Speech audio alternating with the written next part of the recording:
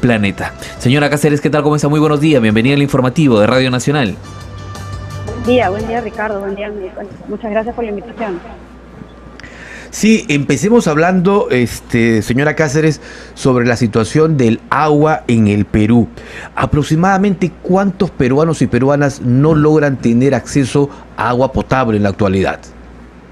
Sí, a ver, ahí uno de los últimos estudios que se ha hecho en el año 2021 muestra que son casi 5.4 millones de personas en el Perú las que no tienen acceso a agua desde fuentes confiables. Quiere decir que no tienen acceso a agua dentro de la vivienda. Eso puede significar que tengan que ir fuera de la vivienda para recoger agua, que tengan que acceder a un pozo, una pileta o muchas veces a un camión cisterna, ¿no? Y eso los expone a diferentes peligros, a tener agua que no sea segura para el consumo, para la higiene personal, ¿no? Y eso es un tema particularmente preocupante para los hogares que tienen niños pequeños, ¿no? Que tienen gestantes o niños hasta los 5 años, porque es una etapa de la vida crítica para el desarrollo del cerebro y para la formación. Entonces, estar expuesto a peligros como no tener agua segura o peligros hacia la salud es realmente preocupante. Claro, ¿y cómo afrontamos esta situación de falta de agua?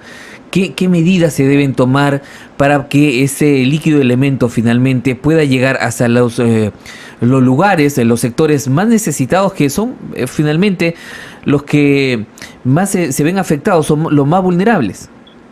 Sí, totalmente. Creo que ahí es bien importante el rol del Estado, que tiene que acercar proyectos que permitan que las familias tengan acceso a agua potable desde el hogar, pero también hay tareas importantes desde el lado de la concientización, de enseñarle a las familias la importancia de recurrir a agua segura y cómo consumir el agua, cómo hacerla segura para el consumo humano y para la higiene, ¿no? Entonces se puede trabajar en ese frente, pero también desde el lado de ayudar a formar prácticas saludables de almacenamiento de agua y uso, como mencionaba, particularmente cuando hay niños y gestantes en el hogar, porque el acceso a agua, digamos, no segura puede terminar en episodios de diarrea, episodios de parásitos, que luego terminan impactando en anemia, que sabemos que es una afectación muy compleja, digamos, el desarrollo infantil, que puede tener efectos mucho más allá de los primeros años de vida, en el aprendizaje.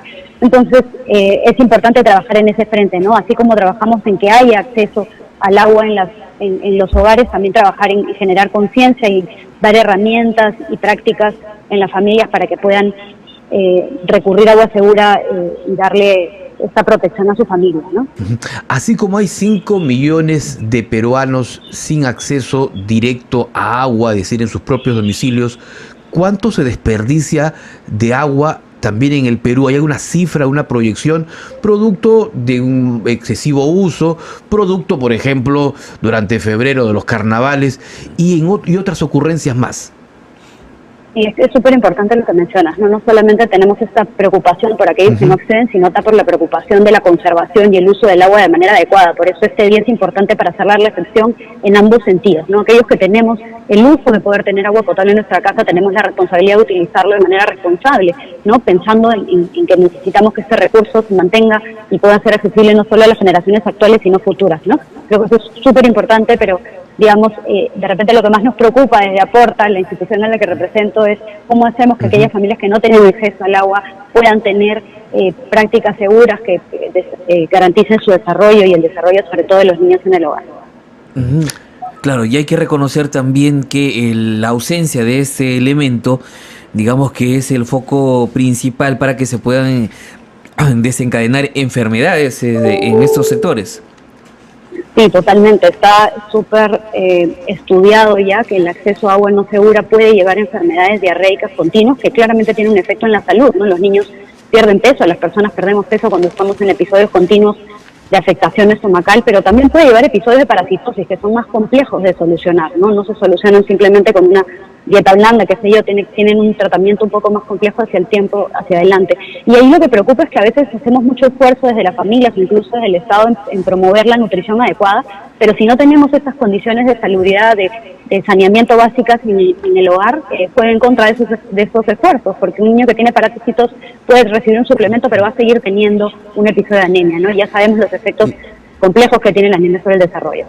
¿Hay alguna estadística de justamente niños con parásitos como consecuencia de no tomar un agua, digamos, garantizada por las empresas prestadoras del servicio? Es difícil tener el número exacto de cuántos de esos episodios dependen o digamos se causan por el acceso al agua no segura, ¿no? Pero sí sabemos que hay un porcentaje importante de parásitos y la anemia sigue siendo un problema bien complejo en el país, ¿no? Particularmente en las áreas rurales e incluso también en algunas áreas urbanas donde no hay acceso garantizado al agua, ¿no? Entonces sabemos que es un problema preocupante y al que tenemos que ponerle mucha atención en fechas como esta. Claro, ahora, ¿en qué regiones del país es donde se genera más impacto o más necesidad de contar con el agua potable? ¿Tienen ustedes alguna cifra? Sí, por ejemplo, cuando miramos cifras de los hogares con niños menores a 5, que es un poco la población que más énfasis le ponemos nosotros, vemos que solamente el 78% de las familias tiene acceso al agua potable. Eso quiere decir que el 21% no accede, y las regiones que tienen más complejidad en el acceso al agua segura desde el hogar son Pasco, Huánuco, Cajamarca, Amazonas, Ucayali. Son espacios donde hay que hacer mejoras todavía. Las proyecciones que tienen las autoridades de saneamiento en lograr dotar a mayor número de población del servicio de agua potable, ¿han tenido ustedes acceso a estos documentos, a estas propuestas que se tienen desde el Ministerio de Vivienda? No, la verdad no es un tema, digamos, sobre el que nos enfocamos. Nosotros nos enfocamos un poco más en esta otra línea de trabajo, que es en la de generar conciencia, en generar, darle a las familias consejos prácticos sobre cómo almacenar el agua, ¿no? Si yo no tengo la posibilidad de tener agua segura desde mi hogar, ¿cómo hago para almacenar de manera segura? ¿Cómo tengo que hacer el higiene de estos espacios? ¿Cómo promuevo prácticas también de higiene? Y ahí tenemos recursos, documentos desde el proyecto Volar de Aporta que están disponibles para las familias y sobre los cuales trabajamos mucho en concientización. ¿Cuál es la recomendación esencial o básica que desde su institución se brinda a la gente que tiene que guardar agua en casa, ya sea en baldes o también en tanques? Sí, totalmente. Ahí creo que es bien importante tener conciencia en dónde es que yo voy a hacer el almacenamiento del agua, ¿no? Si tengo que almacenar, digamos, en un balde o en un depósito especial, tener mucho cuidado sobre la limpieza que se le da. El poder tener ese depósito tapado para evitar que esté contaminado por mosquitos, por alguna otra bacteria, ¿no? Y sobre todo el hervir el agua. Es bien importante el poder hervir el agua cuando vamos a cocinar, podamos utilizar esa agua para la higiene personal, sobre todo de los niños. Es bien importante que esa agua esté segura para que la podamos utilizar, si no, digamos, vamos a tener esas dificultades de salud que queremos evitar, ¿no? Claro, ahora, teniendo en cuenta que existen o deben existir diversos mecanismos para llevar agua potable a diversos puntos y regiones del país, hace algún tiempo se venía trabajando un proyecto de desalinización de las aguas del mar para poder llevarlas precisamente a estas comunidades. ¿Han tenido acceso ustedes a este tipo de investigaciones?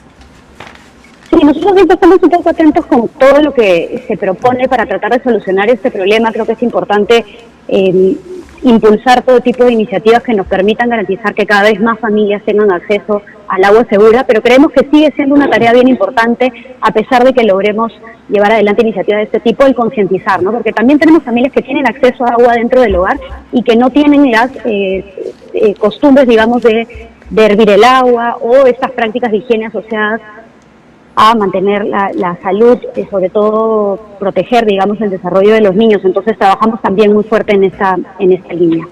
Perfecto, bueno, muchísimas gracias a nuestra invitada Fabiola Cáceres, gerente de Innovación Social País en Aporta, hablando sobre cómo afrontar la falta de agua segura hoy en día en nuestro país, precisamente en este contexto del Día Mundial del Agua. Muchísimas gracias por su comunicación, que tenga un buen día.